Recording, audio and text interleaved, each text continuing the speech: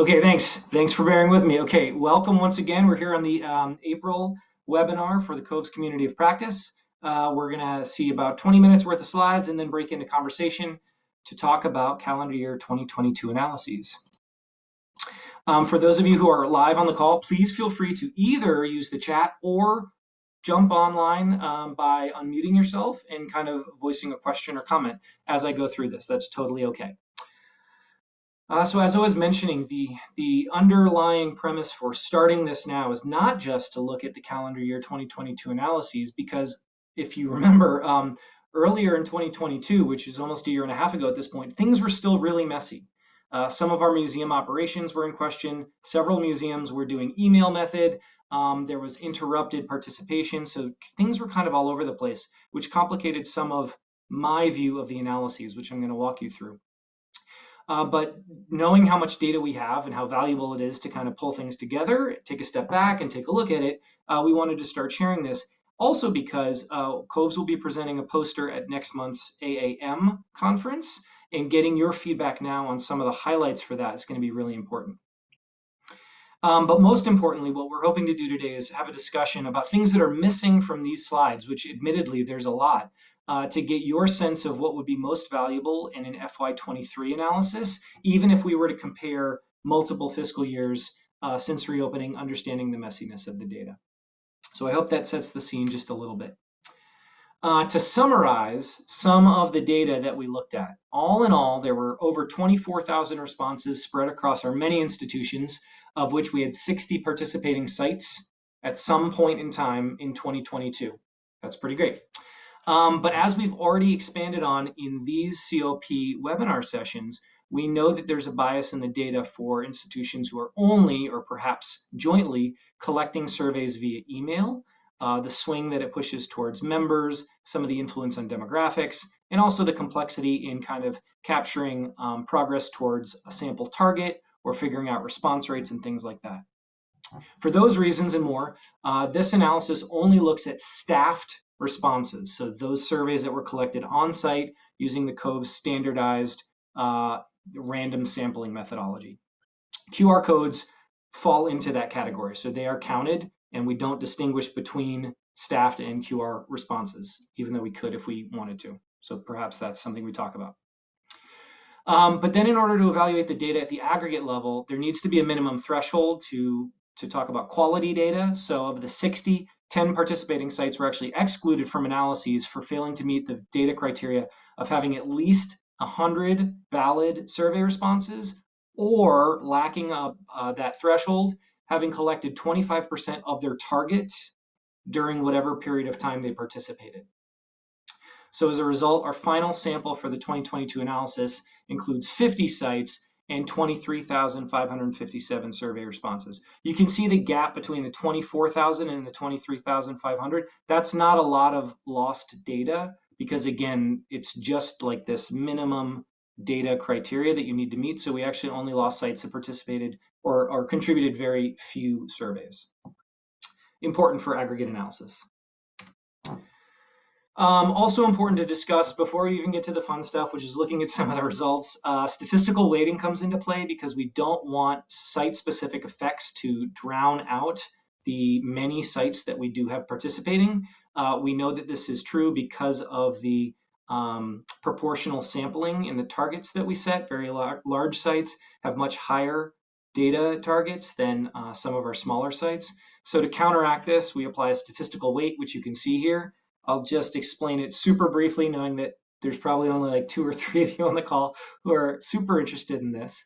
But the first component of the weight actually normalizes everybody's sample so that every site contributes exactly the same amount of data. That exact same sample size is then multiplied by the percent towards your target. So if you hit your target exactly, it would stay exactly where it is. If you exceeded it, it would go up a little bit. And then if you failed to hit your target for the year, it would be at whatever proportion of your target you hit. Then to ensure that we can include sites who participated all 12 months or even 1 or 2 months, assuming they contributed valid data, again, N of 100 or greater or 25% of target for the month, there's a multiplier for the proportion of the year that they participated. And finally, a small multiplier for the size of the site, simply to reflect the visitation patterns that drive our sampling targets in the first place. So it's kind of a long-winded equation, but all in all, it's meant to normalize the patterns in the samples that we use across our 50 participating sites for this analysis.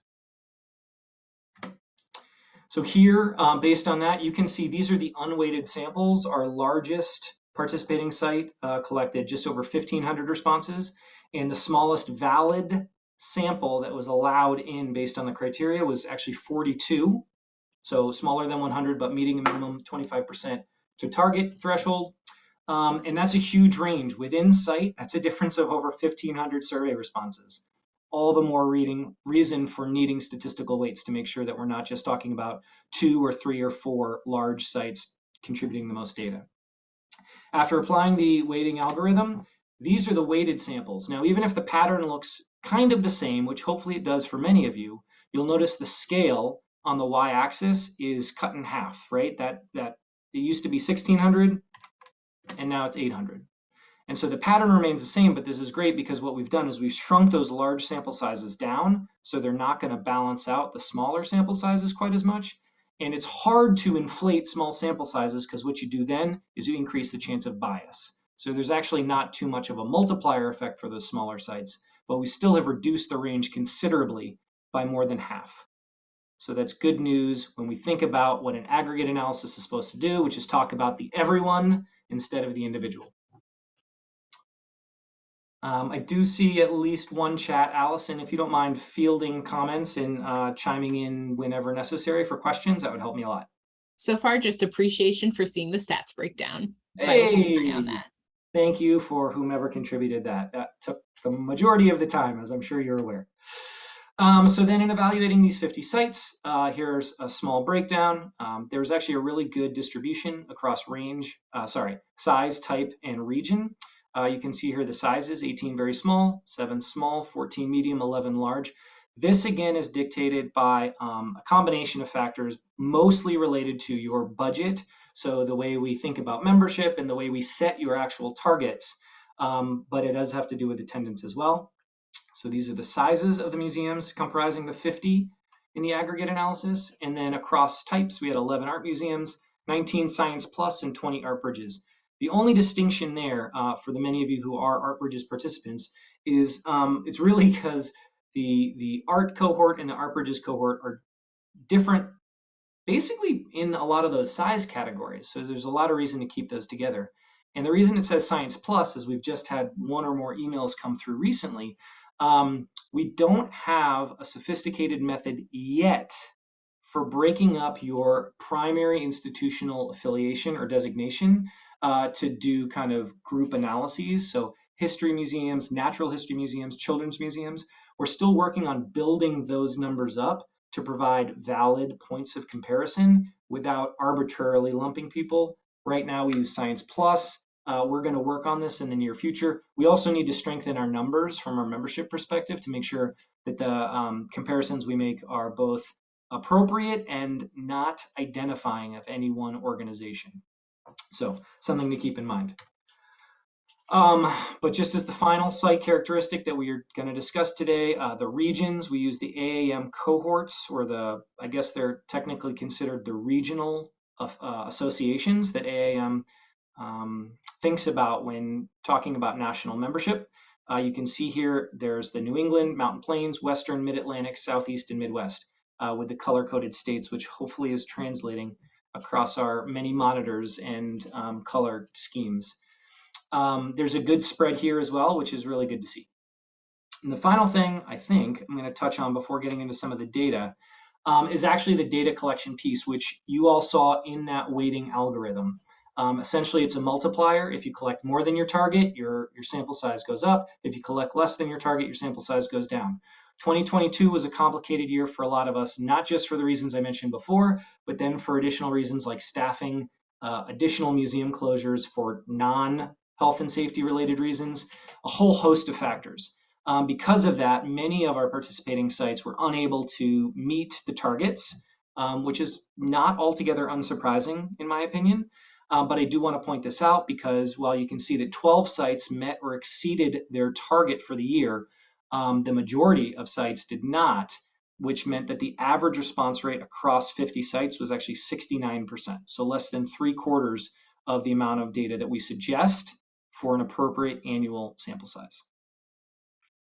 So those are all the fun pieces that kind of go into the analyses. And now we're going to start scratching the surface and hopefully jump into a conversation around ways we can continue these and deepen our understanding of what visitors are saying and doing after seeing our museums.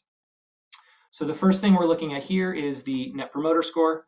As you can see, the aggregate NPS is 71.7. This is fairly on track compared to the fiscal years that we've analyzed from FY18, FY19, FY20. And what's most notable here is I guess you'd call it a dot graph on the left. I'm still working on my data visualization. I hope we're going to get better, especially by the time we go to print in the next couple months. But what you see there is the spread or the range of Net Promoter Scores across 50 participating sites. Our lowest was 48.6, our highest was 93.5, which is a range of over 40 in net score, which is really, really big. But again, probably not that surprising. And so thinking about what makes for a Net Promoter Score in the webinar that we had just a few months ago, differentiating OER and NPS, how likely people are to recommend, perhaps it's not surprising that we have such a wide range in Net Promoter Score across the many participating COVES museums. The next high-level data point is OER, and so you can see here, this is the breakdown between the excellent and outstanding ratings. I probably should have labeled those a little bit better. Excellent is the blue shaded portions on the bottom, and outstanding is the green shaded portions towards the top. So together, those combine for the E+ ratings. That's the E+ that we're looking at across sites. So the aggregate E+ rating for our 50 sites was 87.7%.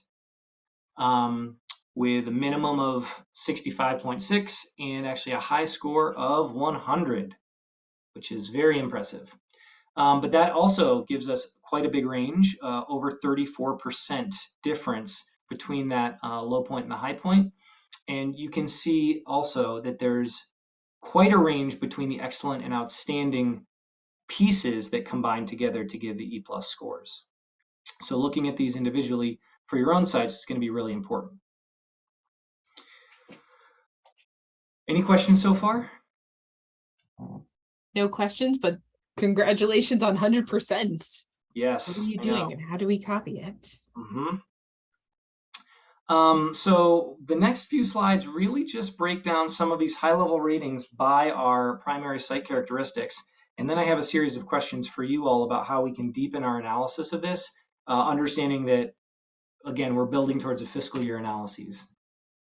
So I wanted to take a look at museum size, and I don't think, well, what you see here are the Net Promoter Score and the E+ ratings, which I erroneously labeled OER, by size, recognizing that, again, we had something like 12, 7, 8, and 11-ish for very small, medium, and large. The good news here is we're starting to see some differences between different museum sizes, and this is a pattern that is somewhat replicated by analyses COVES has done in the aggregate in the past. There is a difference, of course, because the last time we did an aggregate analysis, we didn't have more types of museums than our Science Plus cohort. So the art museums are really pulling us in a different direction, spread across these many different museum sizes.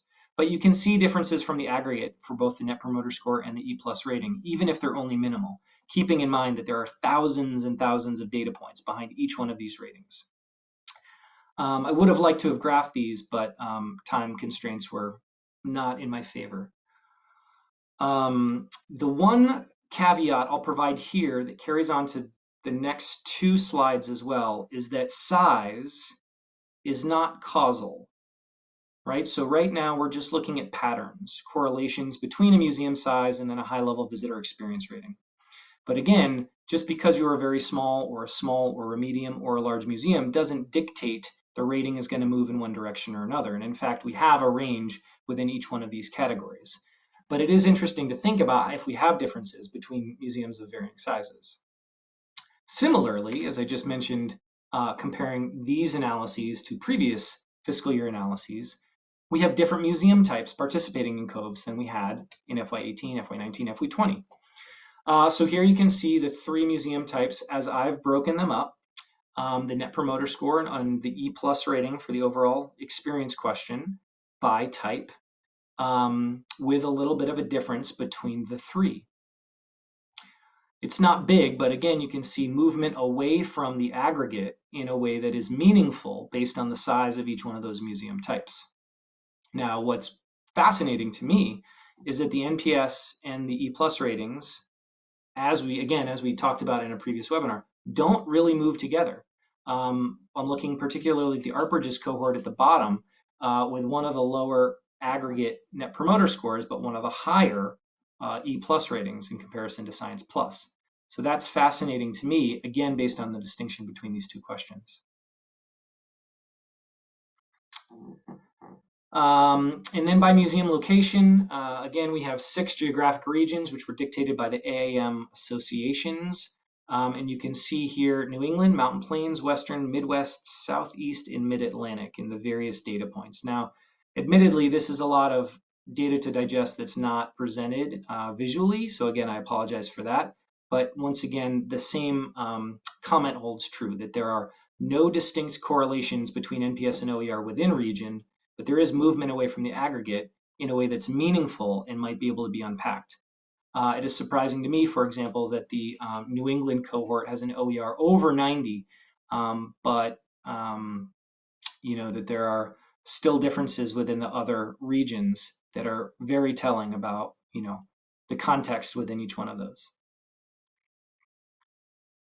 So I'm going to stop here for a bit because I'd like to start discussing this in a little more detail about what would be most helpful in breaking this up. Now, admittedly, we didn't even look at motivations, and of course, some of the demographics, which are very contextual and need to be broken up in ways that this analysis didn't allow for. We still need to unpack, but I'm curious about first thoughts and where you think we should go from here. And please feel free to unmute and speak or just drop comments in the chat. Kelsey has a question about finding out size classification. It used to live on the aggregate dashboard. If it's not there anymore, we can definitely add that back in. Or if you want to know it faster, send us an email and we can make sure that you have that information. And importantly, and we'll get into this in another webinar very soon, which we're planning to release our next set of webinar invitations for you all. We are going to be expanding the tiers to give more granularity to size to help people better fit in where they should based on their existing dimensions, both of staff capacity, budget capacity, and attendance flow. Really just because I wanted an extra medium tier.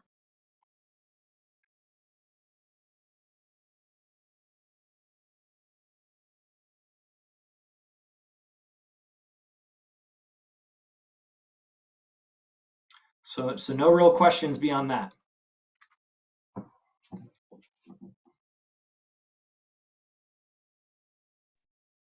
Sorry, could you explain again Art Bridges and how they're different and fit into all this? Yeah, that's a really good question. So there's many Art Bridges participants here on the call, and functionally, nothing is different. Art museums tending to be on the smaller side, many of whom are university affiliated, but not all.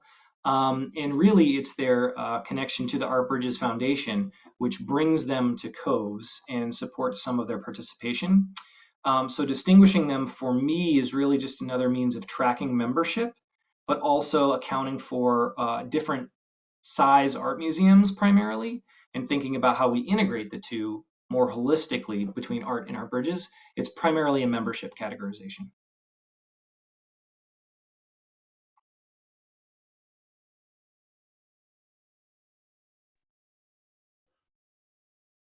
Ryan, I see. I'm curious whether you feel like the regional differences is there sort of a theory behind that? I would guess that's my first part of my question. And then the second one is, do each of those regions have similar either numbers of museums or number of weighted visitors coming through them? That is the sample size similar for those aggregates, for the regional groups? The second question is a really good one. I did not actually look at the samples within region, mostly because we have so much data that, if I'm looking at even a slice of the entire aggregate, I trust the reliability of it. But shame on me for not reporting sample sizes within each one of those. I overwhelmed you with the statistics at the beginning, and then I fell short towards the end with the simple stuff. So I'll make sure I do that for all future cohort analyses or subgroup comparisons, because I can't answer that off the top of my head. The first question is really interesting, and my theory, and again, that first question was, like what is driving potential regional differences? There are sufficient museums in each one of these, right? 5 up to 11, I believe. And part of me wanted to make some kind of comment about Midwestern kindness or Southern hospitality or many of the generalizations we make. And again, I've mentioned this when I've thought about the NPS and OER ratings, the way kind of American culture is pushing us towards giving those perfect ratings, or when we get a survey, someone's telling us to give a perfect 5 or a perfect 10 or something else. But when I look at the organizations themselves, I don't think that's the cause. I'd rather analyze where visitors are coming from within each one of those regional museum groups, because I think that could tell us more about how visitors are inclined to respond to a survey or actually perceive the experience that would be more telling than just the museum's zip code or something like that. And unfortunately, I didn't have a chance to. It would be fascinating to try and use these same regional breakdowns, but just on the visitor side of things, which state visitors are coming from rather than where the museums are located.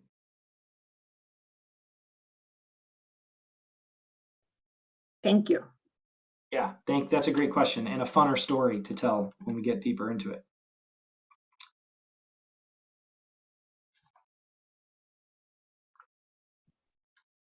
Ryan, Beth had a really good question in the chat about comparing ourselves to the aggregate because the data is not weighted on the dashboard. This is a fantastic question, and it's really gonna do myself a disservice, right? Like I did all this work to come up with the right algorithm and different data sets so that I could do this with the weighted stuff, and at the end of the day, it doesn't change things a whole lot. And that's good, right? If it was swinging individual statistics, individual site statistics, or the aggregate a ton, it would actually worry me greatly that our whole operation needed to be double checked, and that the dashboard would need to have weights on it and all that kind of stuff. But the good news is there's a minimal difference within any site net promoter score or E+ rating, like plus or minus 1 point, plus or minus 1%. Now, a swing, right, of -1 point to +1, that's huge. If you went from 69 to 71 in your net promoter score just from weighting or something like that. So that is very telling, but it's not so much that your comparison of your data on the dashboard to the aggregate would be sufficiently misleading as to not be worthwhile. So defaulting to limiting the aggregate to museums of your size is a great method.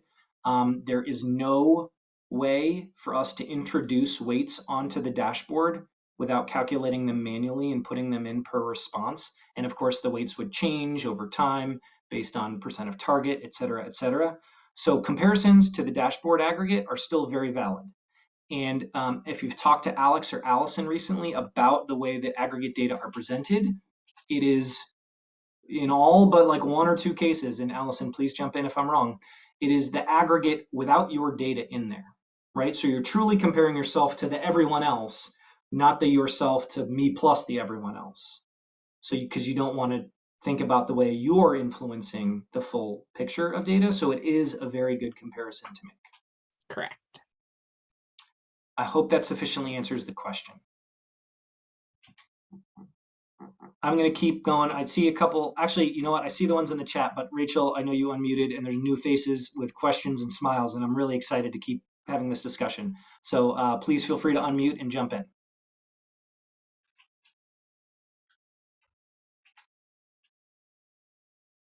I was waiting because I was like, someone else can talk. Because this isn't maybe a pointed question, but putting a couple pieces of data together that I've been thinking about off of Marjorie's question about regionality. And Ryan, I think you're very like thoughtful answer about thinking about where visitors are coming from. That looking at Art newspaper just came out with their, top 100 most visited art museums across the country. And of the museums that broke the 1 million visitor mark in 2022, 6 of them were in the United States, which I always think is, or so I should have said not across the country, across the world. 6 of them are in the United States, which I always think is a very good like refashioning for all of us, because I think we naturally tend to center our own museum practice. And that is a very good reminder that that's not necessarily the case. But when I look at those museums, that data to me is telling the story about sort of return to normal being really driven by tourism and sort of needing to be in that tourism churn to be starting to get back to levels of visitation that we might have experienced pre-pandemic.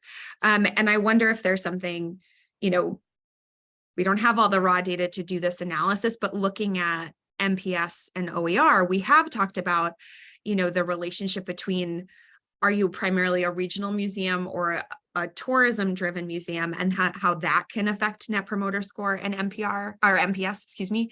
And when I see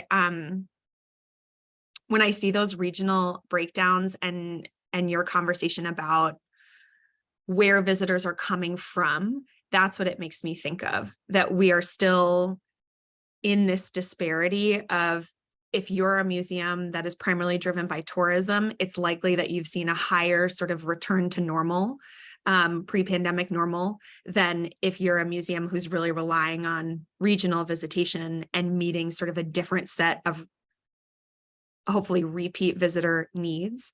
And I just feel like there's for us, I know as a primarily regional visitation at the Minneapolis Institute of Art, I really need to be looking now at our 2023 data around OER and MPS to say, okay, we can't really expect some of this visitation to probably come back for a long time. So what are we now seeing in the qualitative pieces of this that are much more specific to regional visitors than to any sort of like popularity, tourism, whatever else we might have been driving toward before? That was a very meandering question, which I'm sorry, but just trying to put together some of that broader data that we're seeing about visitation and return to normal to that, not just regional question, but like regional as in where are visitors coming from in proximity to your institution piece of it. Yeah, and so the first question I have for you in response is, do you think other museums, art museums or otherwise, on the call could self-identify as a regional or a tourist-centric museum? Or is this something we use the data to kind of poke at in response to the question, is your group primarily locals only, out-of-towners only, or mixed? I mean, I think we would use that data to self-identify, but I wonder if we might see changes in this sort of post-pandemic moment, but that data would identify that identification probably pretty strongly. But I'm curious what other people think. I would strongly not suggest using that question about, is your group local only or locals and out-of-towners? It's really, I don't find much use in it when I compare it to the zip codes and where I define local. And so I still don't even know what to do with that question, frankly. So I wouldn't use that, but looking at the proportion of visitation that comes outside of a certain area. So like outside of our region, like I know only 1/3 of our visitors come from within our region. So like we very, very much have a tourist population in our visitation. And And my museum referenced that same article, Rachel. It's been going around. Julie, can I ask about that? So you wouldn't use that question because people that you consider local or out of town based on their zip code are not aligning with what you're seeing on your survey. But that in and of itself is interesting from a, like, when you start to think about marketing or communication, that how we define our local or regional is maybe not in line with our visitors. Like, what is there to dig into there in terms of how we message the experience? Different sideline, but just like, Yeah, buying that. I don't know. I think it's maybe I'm just not smart enough and haven't gotten there. But I think some of it's like, and this is true for a lot of cities. Like when I was in Boston, you move to the next town over, it's 5 miles, and people are like, "Oh, that's so far. That's so far." Here, it's a longer way away, but it's just like, "Oh, you live way down there. It's 40 minutes south," and like people commute that every day. So the distance and every individual's definition of close or far, like, no, I live in Fayetteville. It's like, that's 40 minutes that way. I still consider you part of us. So I just think there's a lot of individuality to that kind of definition of local, that if we want to talk about regional or tourist serving, I think all of us could probably answer that or self-identify. And if we used maybe the zip code for some sort of further look at that, it could help. I don't know. I'm talking too much, and I'm clearly like have a head cold, so maybe I'm not even making sense. It all makes sense. And just to kind of tie some of these thoughts together, I think there's a few more people who want to chat. But the reason that question came to be on the COVES core survey is because we don't have a standard definition of tourist or local or anything else, because of all these differences in sites and the way any region could be like, oh, you're 45 minutes away, that's right next door, versus, oh, you're 15 minutes away by public transport and it's forever or something. The perceptions do truly depend on where you are. And so as putting the onus on the visitor to self-define was our way of getting around defining a zip code region or a mileage or something around a museum. So it's our best attempt to be consistent across site. But both of those are really important. So if you haven't done it yet, do take a look at your zip codes and what you consider local and how visitors are responding, and then try and put that together again with marketing in mind or with incentives in mind for where you're bringing in visitors, all sorts of stuff. Yeah, I'll just tack on to that because I find value in both. We do a lot more with this data because we have for ourselves, we have our defined like immediate local and broader local based on what is in our metropolitan statistical area. And so that's our local, but then we have a subgroup of that that's like really local. And so we tend to use the zip code data more, but I do find value in having the, how do people perceive it, because it does get us the bigger picture of the group and whether the group is mixed or all local or all tourists. And frankly, I'd have a hard time saying whether my institution, we're in St. Louis Science Center, where are we more locally driven or more tourist driven? Because it's about 60-40. We get roughly 40% of our audience are tourists, based on zip code. And so that's a substantial portion of our visitation. So I'd be hard pressed to label us as one or the other because we're not entirely tourist driven, but there's still a notable portion of our on-site visitation. So I could see for museums that fall heavily in one camp or the other, it could be valuable to differentiate. I don't think I would put my institution firmly in one or the other. So I think both questions are useful, but for slightly different things. Kind of like how NPS and OER are both useful because they address slightly different things. I can hop in, although I think I answered this same thing last time and I lost my voice, so I sound great to be recorded right now. But I think, like Lauren also said, you said looking at the zips, looking at the motivations. I would also say looking at the seasonality, because we can see during winter break, like, whoop, there's the tourist. So we have like a really good sense of different people are coming. But I'm from the Natural History Museums of Los Angeles County. Should make no assumptions. They know who I am. We have an interesting position that we have two museums to compare ourselves with. We have two museums, just miles away, which is like forever with traffic. But so we have the Natural History Museum, which is across from USC in Exposition Park, if you know about Coliseum, where the Olympics are going to be, and that's a very locals only. So we're at 66%, and that's like really consistent over time, pre-COVID and now.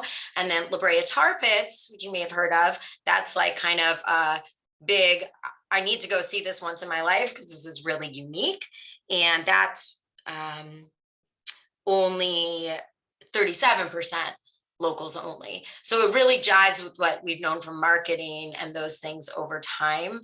And we can also compare it with date of last visit. And that's like 75% have never been before. So that also, when you kind of piece those puzzles together, we kind of get a sense that like, we're coming here because we've heard about this versus like, hey, this is a local place and my kids want to see dinosaurs from time to time. And I'm out. This is really good though. Don't every comment has been valuable so far, because what you're reiterating is that the missing component of this is not the institutional identifiers that we're using to break down the data, but the visitation identifiers, right? So have never visited before or visited 10 years ago or more, right? Or some way of identifying people truly from out of town, whether that's based on zip code, state affiliation, or their own response. And then, of course, thinking about membership and possibly group composition as pieces that tend to go hand in hand with some of these factors, but breaking those apart as well. It will be hard to, coming full circle, Rachel Wolf, it will be hard to put this on the scale of how people are returning to our museums by number, but it will be better in terms of what I think you started alluded to. And even though we rely mostly on the quantitative data and the two open-ended questions we have, but like the qualitative picture of what we're saying with the quantitative, who is coming back, who is new to our museum, how are they experiencing that or feeling about their visit based on some of these factors, which we can map to old visitors, but are current or new in terms of visitation.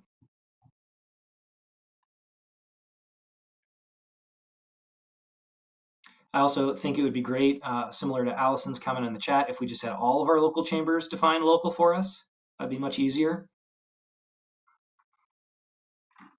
And I'll hop all the way back to Lauren, your question about concern with the average percent of target collected per museum, which, our party line, and we mean it, right? Like, you're never in trouble for not collecting data. It's not easy. There are factors outside of our control. We're going to be continuing to have conversations around this very thing, actually, on a webinar not too far in the future. But yeah, it's to be noted. I didn't want to skip it in this presentation because it's the reminder to us all that there are two things at play here. One is getting enough data so that you, when you look at your dashboard or when you report your results, you say, I trust this. Right? Period. Doesn't matter which data point you're looking at, doesn't matter how you're slicing it, like, I trust this. Because there is a method to the madness of setting targets and giving monthly breakdowns and providing the weekday weekend and all of that based on visitation so you can trust your data. But the second thing, of course, is when it goes into the aggregate dashboard, it affects everybody. And so we know from small samples that even with the best of intentions, small samples are more unreliable. They tend to have wider margins of error. There's less confidence. And so we all kind of need to work towards that. It's an aggregate, it's an all of us thing. And we're, I think collectively, our community, this group right here does a great job supporting one another. So we should keep talking about it, strategizing and making plans and working towards improving those statistics for FY23, 2023, and the future. Got a follow up on that. Is this similar? Like, is this a response to the COVID weirdness, Or has it been kind of consistently around that 69% on average in the past? It is lower. And again, for reasons both expected and unexpected, we didn't analyze in this way the data from our earliest reopening period. So it's really hard to say. That would have been truly complicated by health and safety. I don't want to touch your stuff. I don't want to do your survey. I just want to get out of the door. But thinking about what we did pre-museum closures, pre-2020, our response rates are, it's not our response rate, right? It's it's the amount of data we have towards the target that was set based on our museum size. And those were almost always higher. It used to be you had to have 100 responses to be included in the aggregate. And that's why I set that secondary threshold, or like 25% of any period of time that you were able to collect data, because I wanted to include more than exclude. You know, we want all the data in, but we just want to make sure we're doing it in a responsible way. So it is lower than it has been in the past. I believe, and I can't check this until we do the next aggregate picture after in June or July, excuse me. I believe it's going up. I believe it's getting better. I think 2022, particularly the beginning, was a hard time for many of us. Ryan, I think it's really helpful to see all of this. So thank you so much for preparing it and just helping us understand kind of where everybody, where the collective is. I wonder what you're going to do next for this like calendar year in terms of analysis, and when you do that, maybe combining art and art bridges would make more sense than just using the size to differentiate between those sizes. But are you going to look at any of the other stuff? Because like I'd be fascinated to know more about the motivations across all the other art museums, or even, you know, demographics or other things. Yeah, great question. And thank you for complimenting me before you gave me the slight poke of like, do more stuff. Here for you. No, but you hit the nail on the head. So motivations is a big one. So for all of us on the call, the motivations question for the Science Plus cohort and the Art and Art Bridges cohorts are different. And our questions and measures team has something to consider there. But analyzing that from the first full year of data is truly probably operation number one, because that was a selling point of the AAM poster, kind of breaking down what we see there, just even if it's a descriptor or a baseline stat for art museums.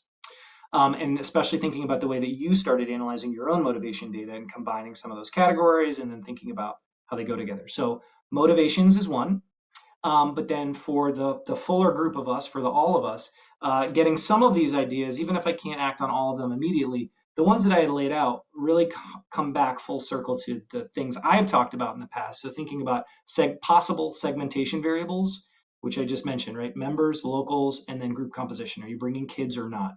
That one's interesting because I think it has less relevance in art museums, but there's still value to thinking about adult-only groups or maybe duos as opposed to multi-generational groups. And then, of course, motivation consolidation, and to the extent possible, comparing categories that are similar but not the same between the Science Plus cohort and the Art Museum cohort in terms of like the underlying theory. So those are the big ones.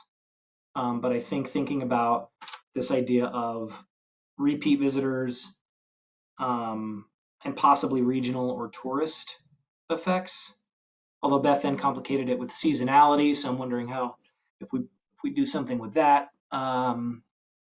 Well, it might be answered by some of your motivation stuff, because that like the two main ones that we had just really aligned with locals and tourists. Like people who are tourists are more likely to say it was recommended to me or here while visiting town, you know. So it could be taken care of by the motivation. Can I toss one other suggestion in there? Thinking about the demographic stuff. One of the cross analyses that I do with our own data and report on, because I think it's over the years, it's been somewhat consistent, but has actually countered some previously held misconceptions, is the distribution, you know, comparing the group types, visiting with or without children, and doing distribution of the age range of the respondent. Because what we found, and then I actually looked at the dashboard for at least science museums overall aggregate for science museums for this for a colleague of mine who was working on an Aztec proposal around adult programming, because what we've seen in our own data and what I saw on the dashboard for the science museums anyway was the largest portion of people visiting without children were in the two youngest age ranges, sort of the 18 to 34 age ranges. Whereas, if visiting with kids, it's usually sort of the 24 to 45 or whatever, however, 25 to 44, I think is how it works out. Those two, that makes sense. But the adult group thing, I think for a long time in the past, at least in my institution, people sort of assumed, oh, adult groups equals the seniors coming to see the OmniMax, or the seniors coming to see the special exhibit. And what the data has shown for years now, and I think people now have gotten this, is in fact, you're getting a lot of younger people coming. And what are we doing for those younger people coming without kids? And like I said, I saw that in the aggregate for science museums. I think that could be an interesting comparison between the art museum world and the science museum world, because that could be different. I don't know. I haven't spent time on the dashboard with the art data, but I would just put that out there as something else that could be looked at, that we've got data for everybody on. That's great. Thanks, Elisa. Yeah, that we can definitely do that.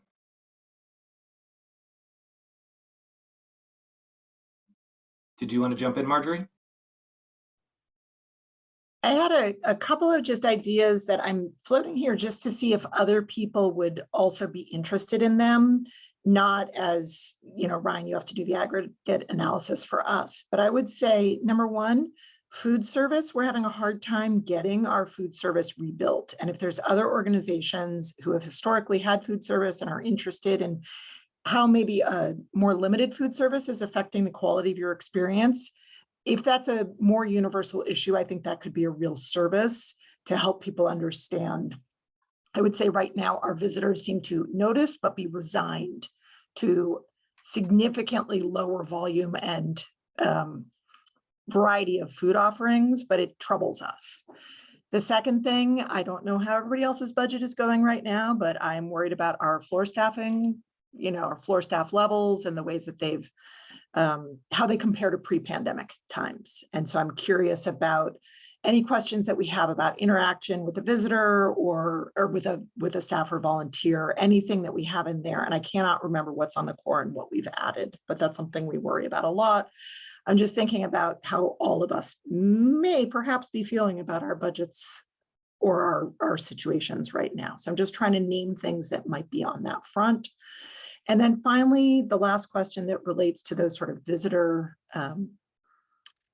things. One thing we've been talking about is sort of how much are we having to build back habits of going to museums for people who stopped, whether it was for a couple of months or a couple of years, and maybe for families that never really got started, they have younger kids and they never got going. So Ryan, that's a vague and diffuse assignment and question, but it's one that we've been talking about and I've been wrestling with how to look for in our data.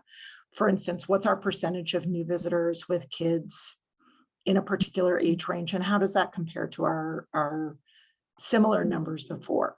You don't have to run all those things, but those feel like some very time-bound, newer questions that I'm getting asked that might be ones that other organizations are getting asked as well.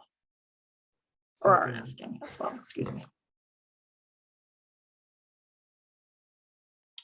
Great, thank you. Marjorie, I just want to respond to one of the comments in the chat, and Kate, we could talk more about this. I'm sure actually everyone's interested in shifting demographics. The thing we struggle with, the thing we have struggled in the past at the aggregate level and thinking about demographics is just how diverse our communities are and what an aggregate demographic picture is supposed to represent in many ways.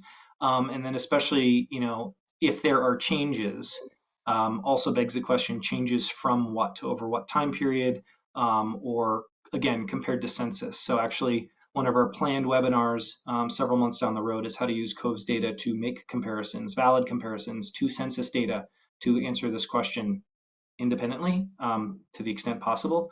But again, aggregate analysis should absolutely include most of the data points that we have. It's just hard to make some of those claims about being representative unless we're saying at the national level, in which case it might not be very applicable. But on a final note, yes, Rachel Wolf, this is not our last call before 8 a.m. Don't we have one more? It's not on the calendar for May 8th, but maybe the intentionality is that, or May 9th. The Oh, did I not send it? Is that the deal?